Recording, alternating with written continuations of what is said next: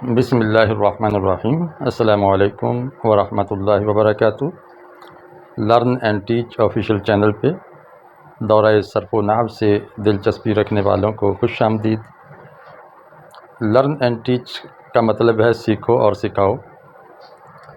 اس کے اندر بیک وقت سیکھنے کا عمل بھی جاری ہے اور سکھانے کا بھی۔ آپ سے گزارش ہے کہ آپ جو کچھ سیکھیں وہ آگے کم از کم ایک آدمی کو سکھا دیں۔ آپ کا قریبی عزیز، گھر والا، بچہ، شاگرد، کوئی رشتہ دار، کوئی دوست، کوئی کلاس فیلو اور کوئی کولیگ، کوئی ماتحت یا کوئی بالاتر، کسی ایک کو آپ ایک بات سکھا دیں۔ انشاءاللہ آپ قرآن کی زبان سکھا رہے ہوں گے تو اس کا اجر بھی ملے گا اور صدقہ جاریہ ہوگا۔ قرآن کے قریب اس کو لائیں گے آپ قرآن کی زبان کے ذریعے۔ اس سلسلے کا مقصد بھی لوگوں کو کتاب الہی کے ساتھ جوڑنا ہے۔ یہی ایک مقصد کو لے کے ہم بڑھ رہے ہیں۔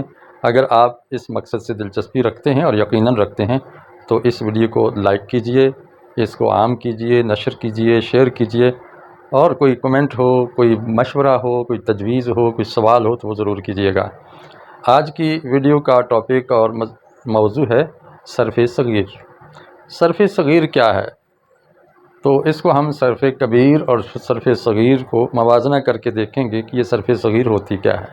صرف کا معنی ہے گھمانا، مختلف شیپس میں، مختلف شکلوں میں ایک لفظ کو لے جانا، اور صغیر کا معنی ہے چھوٹی، تو یعنی چھوٹی گردان آپ کہہ لیں۔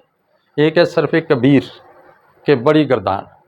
تو بڑی گردان کے اندر اب ہم دیکھتے ہیں کہ مثلا ضربا، ضربا، ضربو، ضربت، ضربتا، ضربنا، ضربتا، ضربتما، ضربتم، ضربتی، ضربتما، ضربتن، ضربت، ضربنا، یعنی ایک ماضی کے ہی ہم نے 14 صیغے کر دیے ہیں۔ اس میں واحد، تثنیہ، جمع، مذکر، مؤنث، غائب، حاضر، متکلم سب کو ملا دیا ہے۔ اسی طرح مضارع کے عوامل کے ساتھ، لائے نفی کے ساتھ، لم جحد کے ساتھ، لن ناصبہ کے ساتھ، فعل امر کے صیغے، لائے نہیں کے صیغے، ہر ایک کی گردان کریں 14 14 14 14 تو دیکھیں کتنے لفظ بن جاتے ہیں۔ اس لیے اس کو صرف کبیر کہتے ہیں۔ لیکن اس کی جو ایبریویشن ہے یا اس کا جو مخفف ہے اس کو صرف صغیر کہتے ہیں۔ وہ یہ ہے کہ ہر گردان کے پہلے صیغے کو لے لیا جائے۔ آپ دیکھیں سب سے چھوٹی گردان یہ ہوتی ہے صرف صغیر، ضربہ یضرب ضربن، بس ضربہ یضرب، یہ ماضی کا اور مضارع کا صیغہ ایک لے لیں تو یہ سب سے چھوٹی گردان ہے، صرف صغیر ہے۔ اب اس مضارع سے پھر آگے یہ سارے افعال بھی بنتے ہیں، پھر اس میں فاعل، اس میں مفعول، اس میں ظرف، اس میں آلہ، یہ سب مضارع سے بنتے ہیں۔ تو اس لیے اس کو ہم کہہ لیں کہ مضارع جو ہے یہ سارے الفاظ کی ماں ہے۔ اس سے کئی فعل اور بن جاتے ہیں، کئی مشتقات بنتے ہیں۔ تو صرف صغیر میں سب سے چھوٹی گردان یہ ماضی کا پہلا صیغہ اور مضارع کا پہلا صیغہ ہے۔ باقی مضارع کے عوامل داخل کر کے جو باقی اور کئی گردانیں بنتی ہیں ان کا بھی پہلا صیغہ لے لیا گیا ہے۔ اب دیکھیے ضرب یضرب ضربن، اور ضربہ کا مجہول آ جائے گا ضرب، یضرب کا مجہول یضرب، تو مجہول ماضی مجہول کا ایک صیغہ لیا اور ایک مضارع مجہول کا صیغہ لے لیا ہے، تو یہ واحد غائب کا صیغہ لیا ہے۔ اب یہاں مجہول اور معروف آپ کی نظر میں میرے لیکچر کے اندر پہلی دفعہ شاید یہ اصطلاح استعمال ہو رہی ہے، تو میں اس کی تھوڑی سی وضاحت کر دیتا ہوں تاکہ آپ مجہول کو جان لیں۔ مجہول کا معنی ہے جہل سے نکلا ہے، یہ جہالت یعنی ناواقفیت۔ تو عربی صرف کے اندر مجہول اس فعل کو کہتے ہیں جس کے فاعل کا پتہ نہ ہو، اور اس کے مقابلے میں معروف یا معلوم آتا ہے کہ جس کے فاعل کے بارے میں معلوم ہو، معروف ہو کہ یہ کس نے یہ کام کیا ہے، اور جس کے کام کرنے والے کا پتہ نہ ہو تو اس کو مجہول الفاعل کہتے ہیں، اور جس کے کام کرنے والے کا پتہ ہو، فاعل کا پتہ ہو، اس کو معلوم الفاعل کہتے ہیں۔ اس کا طریقہ یہ ہے کہ عربی میں شروع میں پیش اور عین کلمہ کے نیچے زیر لے آتے ہیں، فعیلہ کے وزن پر آ جاتا ہے۔ ضربہ سے ضربہ، سامعہ سے سومیہ، نصرہ سے نصرہ، 6 کے 6 ثلاثی مجرد کے باب ہیں، ان سب کا ایک ہی وزن ہے مجہول کا، فعیلہ۔ فعلا، فعلا یہی وزن ہے۔ تو مضارع کا یہ ہے کہ یفعل کے وزن پر آئے گا، یعنی شروع میں پیش اور عین کلمہ پر زبر آئے گی۔ تو یہ اس کے بنانے کا طریقہ ہے۔ اب 6 کے 6 باب، چاہے وہ ینصرو ہے، یفتح، یسمع، یحسب، یکرم، تو ابواب ثلاثی مجرد کے 6 کے 6 مضارع کا مجہول ایک ہی وزن پہ آتا ہے، وہ ہے یفعل۔ عین کلمہ پر زبر ضرور ہونی چاہیے۔ کہیں آپ کو ملے گا کہ شروع میں پیش تو ہے، مثلا یسلم، اب یہ شبہ ڈال سکتی ہے پیش کہ یہ شاید مجہول ہے، کیونکہ شروع میں پیش آ گئی ہے۔ ہم نے دیکھا ہے کہ ماضی میں بھی دیکھیں شروع میں پیش آ رہی ہے، مضارع مجہول میں بھی شروع میں پیش آ رہی ہے، تو اس کے شروع میں پیش آ رہی ہے تو یہ بھی مجہول ہی ہوگا۔ لیکن یاد رکھیے کہ جب علامت مضارع پہ پیش ہو تو عین کلمہ پہ زبر ہونا ضروری ہے، تب یہ مجہول ہوگا۔ اگر زیر ہے تو یہ معروف ہی ہے اور یہ باب افعال کا مضارع ہو جاتا ہے، یسلم، اور اس کا مجہول آ جائے گا یسلم۔ اب ہم آگے بڑھتے ہیں صرف صغیر میں۔ لم یضرب لم یضرب، لا یضرب لا یضرب، لن یضرب لن یضرب۔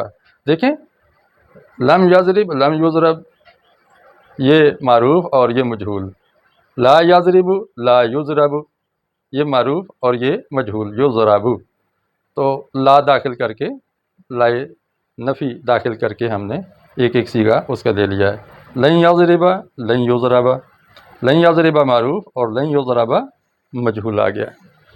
اضرب لے تضرب، اضرب لے تضرب، یہاں حاضر کا صیغہ ہے تو اس کا مجہول بھی ہم حاضر کا صیغہ لیں۔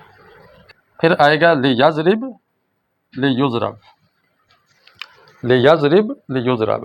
دیکھیں فعل امر میں اضرب حاضر کا صیغہ آیا ہے، اور جب اس کو مجہول بنایا تو اس پر دیکھیں حمزہ امر کی بجائے لام امر داخل کر کے تو اس کو مجہول کیا ہے، لتضرب، لیضرب لیضرب، لا تضرب لا تضرب، لا یضرب لا یضرب۔ تو دیکھیں ہر گردان کا پہلا صیغہ لے لیا گیا ہے۔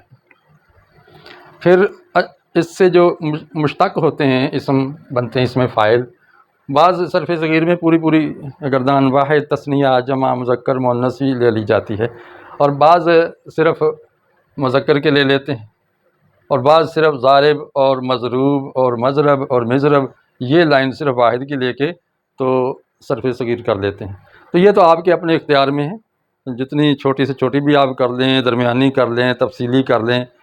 اگر آپ مضارع ہی کو لیں تو اس میں اور بھی بہت ساری صیغے شامل ہو سکتے ہیں، اور ماضی کی جو 7 اقسام ہم نے پڑھی ہیں اس کے ہر ایک کا پہلا صیغہ لے کے اس کو اور بڑھایا جا سکتا ہے، یعنی 100 الفاظ تک مشتمل ہم صرف صغیر بنا سکتے ہیں۔ لیکن پھر وہ صغیر تو نہ ہوئی، وہ تو پھر کبیر کی بات ہوگی۔ اس لیے صغیر کا مطلب ہے چھوٹی سی چھوٹی شکل ذہن میں بیٹھ جائے۔ اب یہاں دیکھیں اس میں فاعل ضارب ضاربان ضاربون ضاربۃ ضاربتین ضاربات، یہ واحد تثنیہ اور یہ جمع، یہ مؤنث اور یہ مذکر۔ مضروب مضروبان مضروبون مضروبۃ مضروبتین مضروبات، یہ اس میں مفعول کی گردان ہوگی، واحد تثنیہ جمع مذکر اور مؤنث۔ آگے اس میں ظرف ہے، مضرب مضربان مضارب، یہ اس میں ظرف، واحد تثنیہ اور جمع۔ دیکھیں یہ جو اس میں ظرف ہے یہ کبھی مضرب یعنی عین کلمہ پر زبر کے ساتھ بھی بنتا ہے اور عین کلمہ کے نیچے زیر کے ساتھ بھی بنتا ہے۔ یہاں دیکھیں مشرق، مغرب، منسک، مطلع، منبت، مسقط، تو عین کلمہ کے زیر کے نیچے، عین کلمہ کے نیچے زیر بھی ہو سکتی ہے اور عین کلمہ پر زبر بھی ہو سکتی ہے، لیکن اس کا صرفیوں نے ایک تھوڑا اصول غور و فکر کر کے بنایا ہے۔ اب یہ لسٹ آپ کے سامنے اکل یاکل ذکر یذکر ثبت یثبت سلب یسلب ترک یترک، یہ پوری ناصر ینصر کی ایک لسٹ دے دی ہے، یہ فتح یفتح باب کی کا ایک کالم دے دیا ہے۔ تو اس کے وزن پہ جو فعل ہوگا اس کا جب اس میں ظرف بنائیں گے تو اس کے عین کلمہ پر زبر دیں گے۔ اب سوال ہے کہ یہاں کچھ ایسے بھی ہیں، یہ ابواب ایسے ہیں جن کے علامت مضارع پر ضمہ ہے، لیکن اس کے ظرف کے نیچے تو دیکھیں زیر آ رہی ہے، شروع میں میم ظرف کا آ رہا ہے، میم مفتوح، لیکن عین کلمہ کے نیچے زیر آ رہی ہے، جبکہ ہم نے پڑھا ہے کہ زبر آتی ہے اس میں ظرف میں.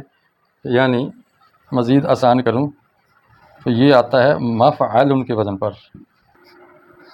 مفعل کے وزن پر اس میں ظرف آتا ہے ان ابواب کا جن کا مضارع مضموم العین ہے یا مفتوح العین ہے.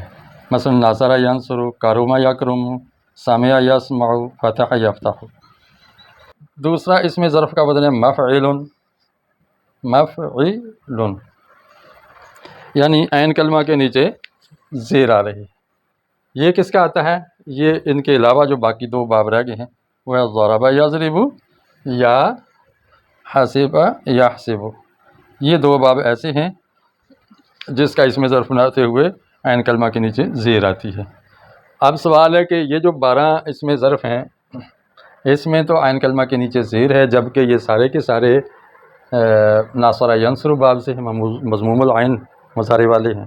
اس کا جواب کیا ہے؟ تو ہم کہیں گے کہ یہ خلاف قیاس ہیں. یہ 12 مشرق، مغرب، منسک، مطلع، منبت، مسقط، مفرق، مسکن، مرفق، مسجد، مجزر، منقر، تو یہ خلاف قیاس ہے. اور ہم نے شروع ہی میں کہا کہ عربی قواعد جتنے بھی بنتے ہیں وہ قاعدہ اکثریہ ہوتے ہیں. زبان قاعدے کی پابند نہیں ہے صرف و نحو کی، بلکہ صرف و نحو زبان کی پابند ہے. اہل زبان جو بولتے ہیں ان کو تو ہمیں لینا ہی لینا ہے. اس کو آپ اپنے قاعدے کے مطابق چینج نہیں کر سکتے کہ لے جی میں نے ایک وزن قائم کر دیا، اب اس کے مطابق باقی عربوں کے فلاں فلاں لفظوں کو بھی ہم ڈھال لیں. نہیں، عربی کے کسی لفظ کو ہم اپنے قاعدے کے مطابق از خود نہیں ڈال سکتے. ہم زبان کے پابند ہیں. اب یہ جو 12 اسماء ظروف ہیں یہ خلاف قیاس ہیں، قاعدے کے خلاف ہیں، لیکن ہم اس کو مانیں گے کیونکہ عربوں نے اس کو ایسے ہی بولا ہے.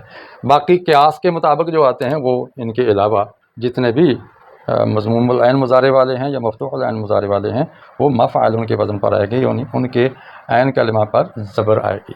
شروع میں میم ظرف کی مفتوحہ آئے گی. یہ ذہن میں رکھیے گا. اب ان کا معنی میں آپ کو بتا دیتا ہوں. مشرق طلوع ہونے کی جگہ یعنی چمکنے کی جگہ، شراکہ ہوتا ہے چمکنا. اشرقت الارض لنور ربها بنور ربها کہ زمین اپنے رب کے نور سے چمک اٹھی. مغرب غروب ہونے کی جگہ، تو یا ظاہر اس میں ظرف جو ہے یہ جگہ یا وقت کا مفہوم دیتا ہے. مطلع طلوع ہونے کی جگہ، منسک قربانی کی جگہ، منبت اگنے کی جگہ، مسقط گرنے کی جگہ یا وقت، مفرق الگ ہونے کی جگہ، مثلا یہ جو مانگ نکالتے ہیں درمیان میں چیر سر میں نکالتے ہیں یہ مفرق. مسکن رہنے کی جگہ، سکون کی جگہ. مرفق کوہنی رکھنے کی جگہ، مرفق ہوتا ہے نا کوہنی، اور مرفق اس میں ظرف کوہنی جہاں پر ٹکاتے ہیں کوہنی رکھنے کی جگہ. مسجد سجدے کی جگہ، مجزر ذبح کرنے کی جگہ، اور منخر نتھنے کو کہتے ہیں. تو یہ اس میں ظرف کے وزن پر آتا ہے. اچھا ایک غلط فہمی ہے، میں نے فارسی قواعد کی کتابوں میں پڑھا کہ شہروں کے نام اور جگہوں کے ناموں کو بھی اس میں ظرف میں لے آتے ہیں. اسی طرح آلات کے جو نام ہیں ان کو بھی اس میں آلہ میں لے آتے ہیں. میں سمجھتا ہوں کہ اگر اس میں ظرف اور اس میں آلہ اس میں مشتق کی قسم ہے تو اس کو ضرور مصدر سے بننا چاہیے. تو جو لفظ اس میں جو آلہ کا معنی دے رہا ہے یا ظرف کا معنی دے رہا ہے، اگر اس کا پیچھے مصدر نہیں ہے تو وہ اس میں آلہ نہیں کہلا سکتا. وہ آلہ ضرور ہے لیکن اس میں آلہ نہیں. وہ ظرف موجود ضرور ہے لیکن اس میں ظرف نہیں ہے. اس میں ظرف اور اس میں آلہ الگ مستقل اصطلاح ہے، اور ہم اس میں آلہ اس میں ظرف صرف اسی لفظ کو کہیں گے جو مصدر سے بنا ہو یا فعل سے بنا ہو. اور ویسے جو جگہوں کے نام ہیں جوہر آباد، خوشاب یا ٹبہ قائم دین یا کوئی بھی نام آپ لے لیں تو وہ جگہیں تو ہیں، ظرف تو ہیں ہوں گے، جگہیں ہیں لیکن اس میں ظرف نہیں کہلائیں گے. اس طرح یہ ہتھوڑی، کینچی وغیرہ اس طرح کی چیزیں یا قلم اس میں آلہ نہیں کہلائے گا. کیوں؟ یہ مصدر سے نہیں بنا، یہ خود ایک اس میں جامد ہے. تو جو اس میں جامد ہے ہم اس کو اس میں آلہ تو نہیں کہہ سکتے. اس میں آلہ تو اس میں مشتق کی قسم ہے. تو یہ ایک ذہن میں رکھیے گا. تو بات چل رہی تھی صرف صغیر کی کہ ہم نے اس میں ظرف کی یہ 3 صیغے اس میں شامل کیے. اور مضربن، مضربان، مضارب، مضربتن، مضربتان، مضارب. تو دیکھیں یہ اس میں آلہ کی جو جمع ہے مضارب آ رہی ہے، اور اس میں ظرف کی جمع بھی مضارب آ رہی ہے. تو گویا اس میں آلہ اور اس میں ظرف کی جمع ایک ہی طریقے سے آ رہی ہے، مضارب اور مضارب، اور اس پر تنوین نہیں آ رہی ہے۔ اس کی وجہ ہے وہ انشاءاللہ غیر منصرف کی بحث میں مزید سمجھاؤں گا۔ مضراب، مضراب بھی اس کا ایک وزن ہے، اس میں اعلیٰ کا، مضراب، مضرابان، مضاریب، اس کی جمع مضاریب آئے گی۔ آگے اس میں تفضیل ہے، اضرب، اضربان، اضربون، اور اضرب کی مؤنث ہے ضربہ، ضربہ کی کا تثنیہ ضربیان، ضربیاتن اور ضربن۔ اضربون بھی جمع آ جاتی ہے اس میں تفضیل کی، اور اضارب یعنی جمع سالم بھی آ رہی ہے اور جمع مکسر بھی آ رہی ہے۔ پھر اس میں مبالغہ کو لو، ضرابتن، ضرابتان، ضراباتن، اور ضریب، ضریبان، ضرباء، یہ اس صفت مشبہ اور اس مبالغہ کا مشترک وزن ہے ضریب فاعل۔ آپ نے دیکھا کہ صرف صغیر میں ہر گردان کا پہلا صیغہ لے لیا جاتا ہے، معروف اور مجہول کا پہلا صیغہ، اور عوامل مضارع داخل کر کے پہلا صیغہ، اور اس سے اس میں مشتق بننے والے کا پہلا صیغہ، اور اگر اس کا تثنیہ اور جمع کو بھی لے آئیں تو یہ صرف صغیر کی بجائے صرف کبیر کی طرف سفر ہو جاتا ہے۔ لیکن بہرحال آج ہم نے یہ سیکھا ہے کہ صرف صغیر کسے کہتے ہیں اور اس میں کون کون سے صیغے ہوتے ہیں، اور پھر صرف صغیر کو صرف صغیر کہتے کیوں ہیں، یہ آپ کے سامنے واضح ہوا۔ آپ کو کیا سمجھ آیا ہے ضرور کمنٹ کیجئے، اور اگر ویڈیو پسند آئی ہے تو اس کو لائک اور شیئر کیجئے۔ السلام علیکم ورحمۃ اللہ وبرکاتہ۔